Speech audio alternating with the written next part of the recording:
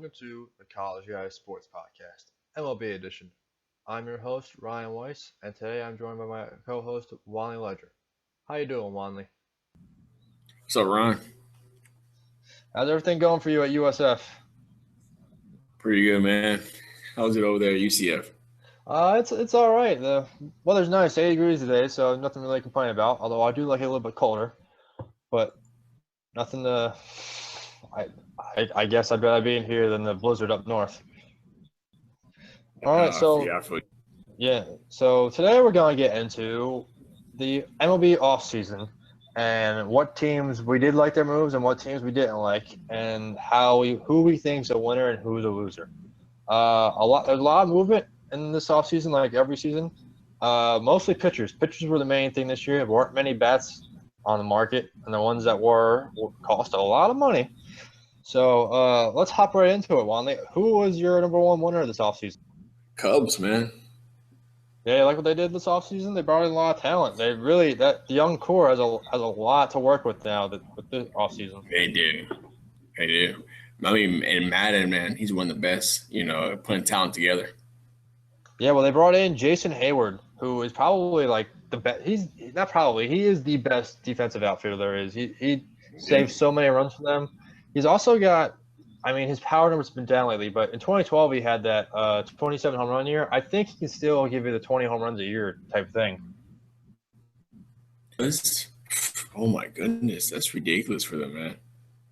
Yeah, Hayward's still young too. Hayward debuted when he was 18, so it's not like a normal free agent where he's 30 and you're like, please take all this money so we get 2 good years of you, and then we have to deal with the rest of your crappy years. He's young. They also got Mr. Everything, Ben Zobrist, who's a great utility player and was a huge help to the Royals and one of the main reasons why they won the World Series. Yeah, that's it. And who do they get on pitching again? They got John Lackey, who had his best year in St. Louis. After how bad he was in Boston. When he got traded to St. Louis, everyone's like, that's a weird move for the savvy Cardinals to make. And lo and behold, he went back to the Anaheim John Lackey last year. Yeah. Last year he had a 2.77 ERA, which I think actually might be the best of his career. His WHIP was 1.21, which me, WHIP is like the stat I cover the most. That's a little high for me. I don't like to have that many because if they don't have base runners, they can't score. But still, he's not. I would prefer more as a number 4 starter, but a team that desperately needed some pitching besides their 2 aces. If you want to consider Lester an ace still, besides Arrieta, hopefully Arrieta isn't a 1-year wonder. But do you think Lackey can be a decent 3rd starter for him, or do you think he's more of a 4th starter? I think. You got what, 2.7 ERA? 2.77, yeah. I think he could be 2.77 ERA. I think he could be a really good 3rd starter for them. Yeah, and plus, with that defense, you're good. Yeah, with Addison Russell and Rizzo. And Rizzo is a very underrated defender in my opinion. Not much gets past him. He doesn't have any errors each year. But I think in a perfect world, he's their 4th starter. Trevor Cahill that they got was good in Oakland, hasn't really been good since. They re-signed him. He's probably going to be their 4th or 5th starter. I think they're going to go with Hendricks again in rotation. But I kind of wanted them to re-sign Samardzija, get him back in Chicago. But looking at the deal he got in San Fran, I think that was a smart move to not bring back Samardzija. Yeah. San Fran definitely overpaid him. Bring him there. But did whatever they could to get pitchers. Yeah, man, pitchers are a huge deal. Look at that Mets series. They lost because they didn't have anyone besides Arrieta and Lester. Yeah, that's true. Do you still think Lester can be an ace and a top 2 rotation pitcher? If so, I think it's going to be his last year. Yeah, he started to show signs of decline last year. And then what the freaking Nolan Monroe, he can't throw the ball at first base. I couldn't believe it when I first saw it. I'm like, are you for real? It's just step over throw. Like, how hard is that? You don't Oh, and then I don't think teams ran on him enough. I think Ford. I don't have the number. He got stolen. I think it was in the 40s that he got stolen on, but he actually got someone out on the Yeah. pick move. But still, like I don't. He's especially in the playoffs. He didn't show that well in the playoffs. Although neither did Arietta. Arietta and the Mets Yeah. didn't play as well as he needed to be. Was that a sweep? Yeah. That was a sweep, correct? Yeah, that was a sweep. Yeah, the kind of rustled my jimmies because me not liking the Mets and you don't like the Mets either. Yeah. Yep. I mean, I think that's like the only thing the Cubs really have an issue with is just pitching, really. Pitching, yeah, that lineup is deadly, It's man. ridiculous. And they're all young. You have Yeah. Rizzo. You have Montero, who's their oldest guy. You have Montero, Rizzo, Russell. Help me out here. Bryant. Not Bryant. Yeah, Bryant still, but what's his face? Zobrist. They just signed Zobrist. Remember? We talked about that. Yeah. And then the outfield you have. Now you have Jason Hayward. Yeah. And you have Soler, who's got some power. He showed that last year. They're man, that team's gonna be in the NLCS for the next 5 years. I really don't see. Besides maybe the Phillies we could have just years on end of Phillies, Cubs, NLCS. I can see that. I really like the way, especially the Cubs and the Phillies too, the way they're building it up. I can see that. Yeah, and then you have the Mets with they have potentially 5 aces. Like that's ridiculous. You have to have 5 young aces. They won't be able to keep all of them, obviously, because they could if they wanted to. Not the Yankees. Sorry, same city, wrong team. The Mets did used to spend like that, but after the whole Bernie Madoff thing and stuff like that, they've been a little less of their money. That's why I was surprised. That's why I was surprised when they brought back Cespedes. Yeah. Wow, I didn't even think about it like that. Yeah, but you got 3 teams there that could do some real damage, and then there's always the Nationals and whatever, and then you always have the Cardinals in the conversation. Oh yeah, that is true. All right, one of my winners was the Boston Red Sox, and last year in the offseason, I hated their moves. I hated how much money they gave to Sandoval. I hated the years they gave to Ramirez, and it showed up and bit them in the butt. They went with nothing but number 3 and number 4 starters, Scherzer, Miley, Buchholz. Those guys they aren't good enough to win you the AL East. And they finally got together. David Dombrowski came in, and I'm because of Dombrowski is the reason they got David Price. The relationship those two have is why David Price came in there, and they finally have a top of the guy ace. Say what you want about him in the playoffs. Aren't you a little wary of him in the playoffs? Yeah, I'm not the biggest Price fan when it comes to the playoffs, but in a regular season, what he played like the most. He pitched the most innings last year for any pitcher in the league. Yeah, he also shuts down the Yankees. He owns the Yankees. Yeah. So it's pretty nice for him to stay in the AL East. Man. Yeah, another move they made was Craig Kimbrell. That burns. Well, not only burns you because the evil empire, no one likes them. They also got Craig Kimbrell, who is when he's on his game is maybe the best closer in the league. Past couple of years, he's had a strikeout to walk ratio of about 4, but his magical year in 2012 that was about 9. He was striking out every 9 guys for every guy he walked, which is ridiculous. Last year's ERA was 2.5 pretty much, which is not horrible for a closer, but not good for Craig Kimbrell, whose ERA is usually like low 1s or 1.5. 1.5 is normally a bad year for Craig Kimbrell. But the San Diego situation, they really disappointed last year. The Red Sox did not give up much to get Kimbrell, which surprised me, but he was coming on the deal. People thought the Padres would trade him last time at the trade deadline. They didn't, and I always say that guys' trade value is higher during the trade deadline because that's when you need to make a move now or you won't make the playoffs. Yeah. Yeah, that's true. But that same time, I don't think Padres got fleeced, but I think that's a huge move for Kimbrel. Do you think Mr. Reds, because you hate the Sox? I mean, I don't like them either, but you hate them as a Yankees fan. You think they're any real threat in the AL East? I hope not.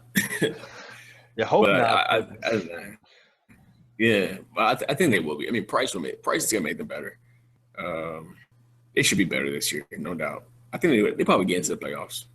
Yeah, the lineup is mixed with all their old overpriced free agents and like Pedroia, and mixed with guys like Mookie Betts and Blake Swihart. And Jackie Bradley came on at the end of last year after everyone in Boston hating him because he couldn't swing the bat, but he finally started swinging the bat last year. I can't remember, but I think at one point he got his average back near 300, I believe. That could be a total lie, though. He's a good defender. Yeah, he's a great defender. He's maybe the fastest guy in the outfield in the majors. But yeah, I liked what the Red Sox did. I'm not sure Jess Price is enough pitching to get back to the playoffs. Maybe if Buck Holtz is healthy, I can see them competing for that second wild card, but I don't think they're competing for the AL East crown. Yeah. I can't see them doing that either. I guess I'll probably give it to Orioles, Blue Jays. No, most likely Orioles. Yeah, that's speaking of the Orioles. Good call there. They're another one of my winners. I know a lot of people wouldn't agree with that, but there's one. They made one move, which I really liked, and I know people got to think I'm crazy for this. Probably you will too. They got Mark Trumbo for Steve Clevenger. Trumbo. No one really likes Trumbo, but man, can that dude has some power. I mean, last year he hit 262, and which isn't great, but it's kind of normal for Trumbo. Yeah. But the only people it stood out more because he only had 22 home runs. He didn't have the power that he normally has. The last 2 years he's got 22 and 14 home runs. Normally he's smacking 35, 40 out the park. But his on base is not that well. He's 310 with last year, and that's pretty good for Trumbo. He slugs around 500, but the on base is not really worth it if he's not slowing away, if he's not getting those balls over the fence, which he hasn't been the past 2 years. But the Orioles were at their best when they had Nelson Cruz at DH, and he had that 40-year home run. I think Trumbo can do that again. He's in Camden Yards. The dude's played in the AL West most of his career, and really the only park that's known for home run park there is Texas. He played in Anaheim and Seattle, which the ball does not carry there. And also, Trumbo, especially during his Anaheim days. Yeah, you remember that? Was it 2012 All-Star Home Run Derby or 2013 in KC? He just starts smacking the ball. Yeah, I remember that. I would never forget that. Yeah, I was just like, oh my god, dude is. Someone arrest him! He's killing those balls. It was ridiculous. I wanted him to be a star so bad. Yeah, he's still got time, but it's definitely ticking away fast. He has a consistency problem. Yeah, he definitely does. The past 2 years have not been good for him. And another problem is you can't play him in the outfield. I think he started out at third base for Anaheim, and you can't leave him there. No, you can't put him in the hot corner. And so you put him in the outfield or first base maybe. Well, he's not going to play first base because they were able to get Chris Davis back for the largest deal in Orioles history. Yeah. I didn't think Davis was going to come back. I thought someone else was going to pick him up who was a big money dealer, but turns out a couple years ago when Tex was a free agent in 2009, they gave him a huge contract offer. He didn't take it. I'm taking the Yankees deal. Ever since then, they've been – But they also got Darren O'Day back, which is huge. He's their best bullpen guy. So, but what they really need to do is invest money in starters. They let Chen go to Miami, which Chen's not the best guy, but he's number two, or he was a number two, or maybe sometimes even number one for them. Best is number three option maybe for most teams, but they needed him because Chris Tillman was not good last year after being pretty good the year before. That team needs to find a front of the rotation guy, which they have not been able to since I guess Eric Bedard in Eric Bedard's heyday. Oh my gosh.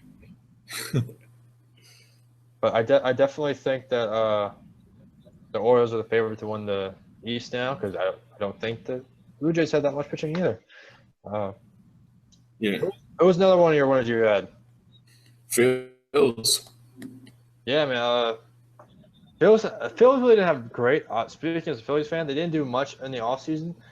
I mean, I guess you can consider the trade deadline as part of the offseason, but they did make the one huge trade with pretty much the last asset they had to get to trade Giles to Houston. Yeah. Yeah. I'm a big Keith Law fan. I read all his stuff. Man, a lot of scouts love that trade because that Velasquez kid. Yeah, the Vincent Velasquez. They also got they got Mark Appel too, who I know has been bad. He's been bad in AAA or in the minors, but he's still. It's weird. He doesn't have bad games. He's like pitch to pitch. He still has his stuff. Yeah. I don't know what it is with Appel. He can still be that. He's got his ceiling is weird. His ceiling and floor is weird right now. It would surprise me if he turned out to be that ace that the Phillies need in the future. But I think right now, you gotta say he's a number 3 guy at best. And at worst, I like this. I like their offseason not because of the next season, but the season after 2017. I think they should be contenders. Oh yeah, they definitely will be. They got they got Peter Borges too. They played him off waivers. If Hayward's the best defensive outfielder in the league, Borges is the second best. Their potential outfield this year with Herrera, Quinn, and Borges, not one ball will drop on that outfield. They will get to everything. Yeah. Yeah. Other than that, they didn't make it. They got Hellickson, but really, other than that, Ernesto Frieri, Roberto Hernandez, they got some nice bullpen arms that if they turn out to play well, that they can definitely get some prospects back in return for when the August 1st deadline comes around this year. It's crazy. Probably, where do you rank your farm system? 1 or 2 or 3 in the league? I'd say they're number 2. I think MLB.com they did their 100 rankings. I think it's MLB.com. Sorry, viewers, if it's not there. But the Phillies had the most guys in the top 100. Yeah, they have a lot of guys. They have Thompson, Pell, Killamay, McCullers, Velasquez, who's going to be in the majors, but Roman Quinn, Nick Williams, Jorge Flalo. They're loaded with talent, man. And then their number 1 blue chip guy, like the second best prospect in all of baseball. They have J.P. Crawford. Oh yeah. One of my the last one I have for my offseason would be the Kansas City Royals. Now you could be saying they lost Johnny Cueto and Ben Zobrist, but they kept Alex Gordon. That's huge for me. That's him and Eric Hosmer are that team's glue. Yeah. Gordon got hurt last year, but still, they need him in that 4 hole. Excuse me? The contract's not too bad. Yeah, it's not bad at all because the reports came out earlier this offseason that that Royals had no chance to sign him, and I was like, that's not good. They need him to make a run back to the playoffs because the past couple of years he's hit about he's a max like 80 RBI guy, 15 home runs, but he's a great guy to have in the outfield, and he's clutch when it comes to those bats in the excuse me, everyone, in the postseason. Yeah. You can't, in that leadership in that clubhouse, you need guys like that. Who was your last winner? D-backs. Yeah, the D-backs had a very eventful – they had the biggest redo over everyone in there. They got Greinke, Shelby Miller, and just recently they traded for Gene Segura. Mm-hmm. Yeah, I'm a big Greinke fan. That's the reason why I said it. Yeah, I mean Greinke, 1.66 ERA, whatever it was last year. Yeah, it's ridiculous. Now where you have the Diamondbacks as winners, I have them as losers. Not because I don't like the Greinke thing. Granted, Yeah, the Diamondbacks, Greinke's very good. I've been a fan of Greinke ever since he was in KC. But they're going to learn what a lot of teams learn, like the Yankees with Cliff Lee and Phillies and Cliff Lee and the Yankees who are now learning with CC. You sign a yeah, pitcher who's near his 30s or in his 30s and give him all that money. You're signing him for like 1 or 2 years, and the rest he's gonna start coming downhill, and you're gonna have just a $20 million hole in your roster. That's unreliable. that's true. It really is true for real. But that's not my biggest thing is how much they give up for a number 3 starter in Shelby Miller. Shelby Miller at his best is a number 2. I think he's really a number 3. They gave up Dansby Swanson, who was the first pick in the draft out of Vanderbilt. Like you just picked the guy. He hasn't been in the system for like 6 months, and you trade him already. That was like I was like, why, man? Like that was awful. The Braves totally fleeced them in this trade because they got Encarte too. Encarte has, let me tell you, I have stuff for it. He had 29 runs saved, which is second only to outfielders to Kevin Kiermaier of Tampa Bay. He's had the second most saved runs before. I don't even think they had to go with Swanson. I think if they would have given just Encarte and Aaron Blair and the other guys they gave up, they would have had him. They did not have to give up Swanson. Yeah. Encarte's WAR last. Go ahead. I would not give up Swanson. Yeah, I don't. Granted, it again wasn't the best draft class, but people were saying, but still, it's the first pick. It's not like Anthony Bennett in the NBA where the guy clearly doesn't have it. Yeah. Should give him a chance. I like what they did the Segura trade though. They gave up Aaron Hill, a prospect, and some cash, but man, I really hate that Shelby Miller trade. Shelby Miller's a good pitcher for them. They're obviously trying to win now because Goldschmidt and Pollock are just studs for MVP type of guys. But I mean, Encarte's WAR last year was 5.3, while Shelby Miller's was 3.6. Like, why are you giving up Encarte and Dansby Swanson? There's no reason to go under Encarte and Dansby Swanson. That's why I hated that trade. And that's why I think the D-backs should lose. Now I see where you're coming from with that. Yeah, I told you that in the pre-show meeting, and you're like, "What are you talking about, Diamondbacks? They got great Miller and Segura. How can you be a loser when all of a sudden you're back in contention?" I forgot about Swanson. Yeah, it's a big part of it. A team that both of us agreed on were a loser was your favorite team, the New York Yankees. Now, while they did have some nice moves, they got Aaron Hicks, Starling Castro, and Aroldis Chapman. You look at that like, how are they losers in the offseason? My biggest problem, they did not get any power bats, especially in that outfield. You had Justin Upton, you had Yoenis Cespedes, you had guys like that open on the market, and the Yankees needed a power bat, and they didn't get one. It seemed the Yankees, who are known for opening up their wallet, apparently had no interest at all at Cespedes. I know you don't like the offseason too, but I know you love the Chapman trade. Oh yeah, I love the trade. Yeah, I don't know much about the Yankees farm system, but they didn't give up much, did they? No, they didn't give. I mean, they don't even care about their prospects, really, to be honest with you. Unless you're like, a super prospect. But even because I remember the longest time, was it Jesus Montero or who was the catcher? They would not give up Cliff Lee, and Cliff Lee ended up going to the Rangers. I think it was Jesus. Yeah, and Jesus ended up not doing much. They ended up trading him. Yeah. They didn't trade him anyways.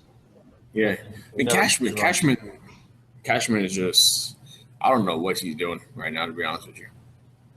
Yeah, I don't know why he wouldn't pull out that check for even when Upton is off. I won't say that. Upton's off a lot, and he strikes out a lot. But when he is on, a dude just smashes the cover off the ball. That beginning half to the first year in Atlanta, when he started out with like 13 home runs in like 16 games or whatever it was. Something it wasn't as ridiculous as that, but it was insane. Yeah. I was like, God damn, dude, you're. Oof. I think they need to try to get Cespedes. I'm an Aaron Hicks fan. I like him in the outfield.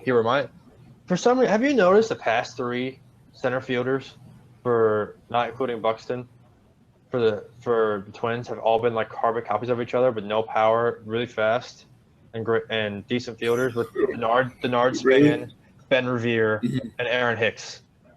All three guys are the same person. That's the kind of mode they want to pay their center fielders to be in.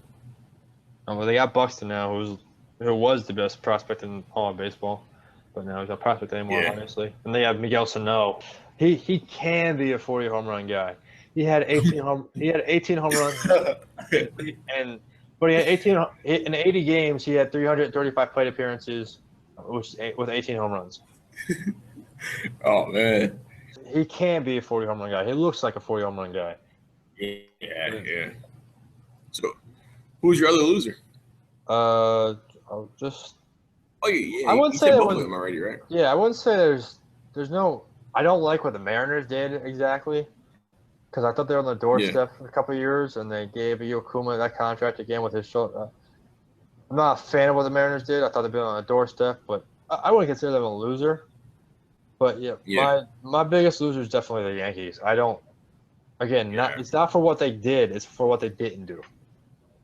I think because their biggest problem right now is they're depending on all their power on A-Rod. Yeah. You can't have that dude. Are you really gonna expect him to do what he did last year? Like last year, before the season started, I was like, "Oh, they're gonna make the playoffs." I really did believe that, and they did. But now I'm just like, I can't see this team making the playoffs unless they get another bat.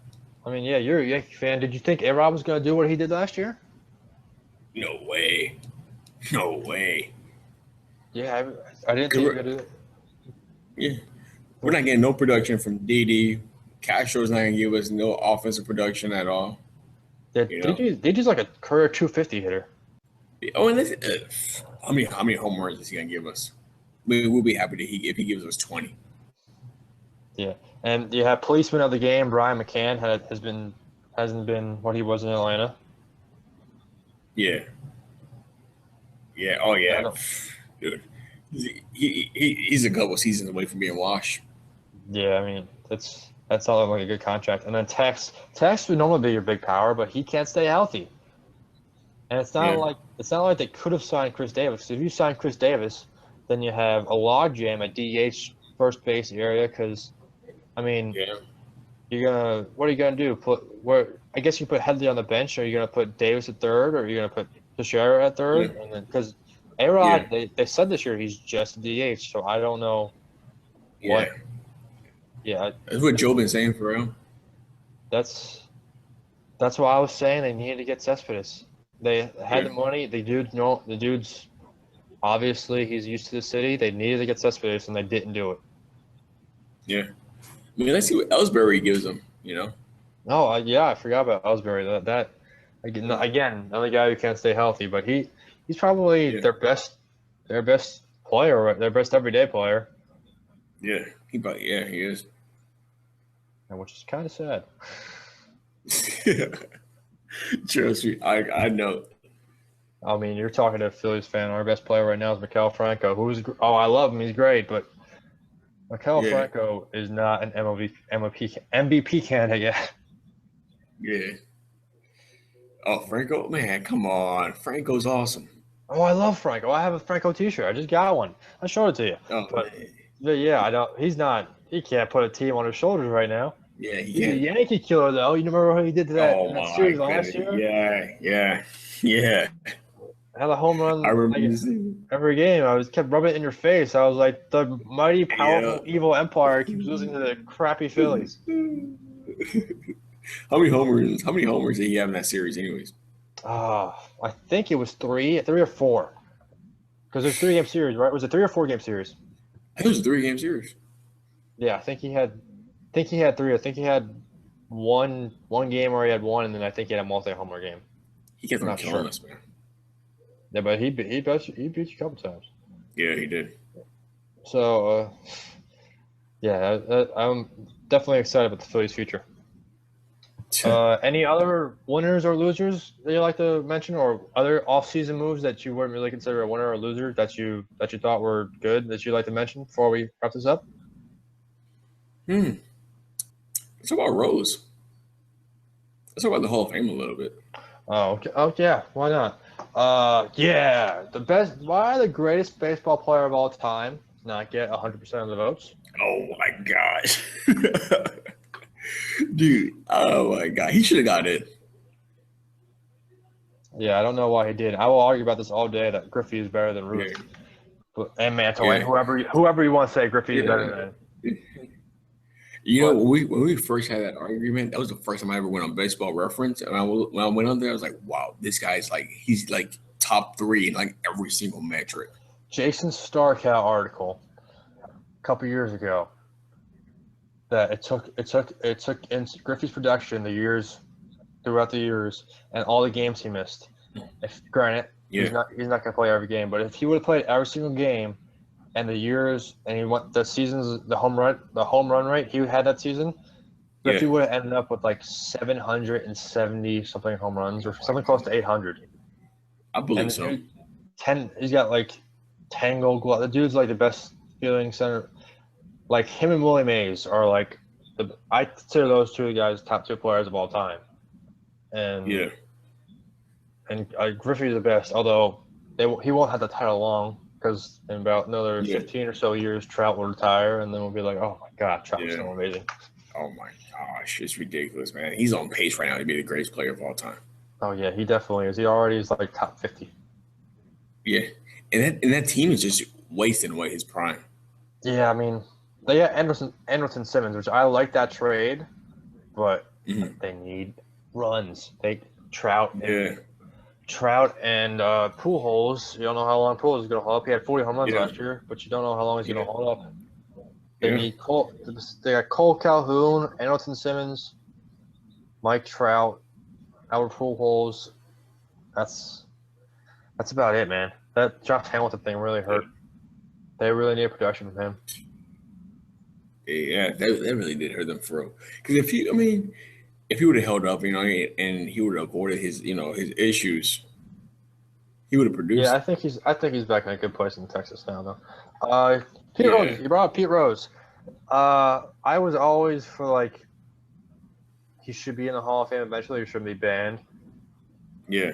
The man's still betting on baseball and hasn't shown anything. He's still saying that I never did it, and at a certain point, don't you have some humility and you're just like, you know what, man, I screwed up. I did this thing where I should have done and I'm sorry. But he just refuses to say that. And then you listen to him on the Fox pregame show and he's just blabbing on like, dude, you know how baseball played right now? Like yeah. It's ridiculous, man. At first, I was always like, I wanted Rose in the Hall of Fame. I want him in the Hall of Fame. He's a great player and all that. But then now I'm just like, man, this guy's just, he's like another Lance Armstrong, dude. He's just like a liar. Yeah, I don't think he's bad as Lance Armstrong, but he's not very good. I do think, though, there needs to be something in the Hall of Fame about him. The man's got the most hits ever. I think there's got to be like a wing or something. Like, there's been a couple guys to say this, but like a steroids wing where you have like Barry Bonds and Sammy Sosa. Like, no, that's serious. Where you have all these guys who are clearly tainted. But speaking of tainted, did you hear about? I texted you this. I don't think you ever answered about Roger Clemens and Roy Halladay's little spat. Really? Yeah.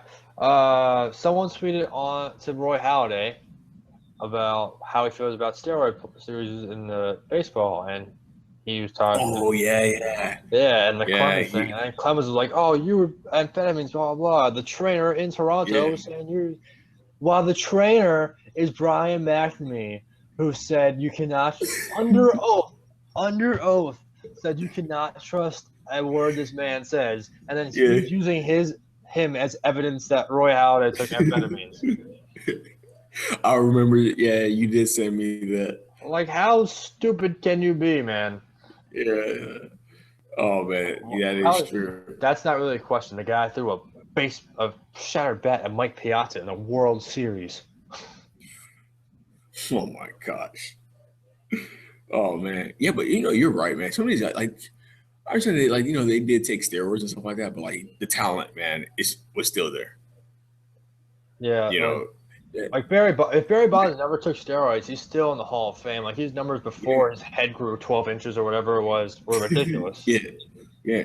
Dude, like baseball's like besides NFL quarterback, I think hitting the baseball is like one of the hardest things you could ever do. Baseball is harder than quarterback. You want a thing the size of your fist going 90 miles an hour right by your head, and you have this like stick this wide that you have to hit it with, and you're 50 or whatever feet away. How is that possible? Yeah, that is a hard. And then it's not going straight. It's breaking down. It's breaking away from you. It's coming in at your head.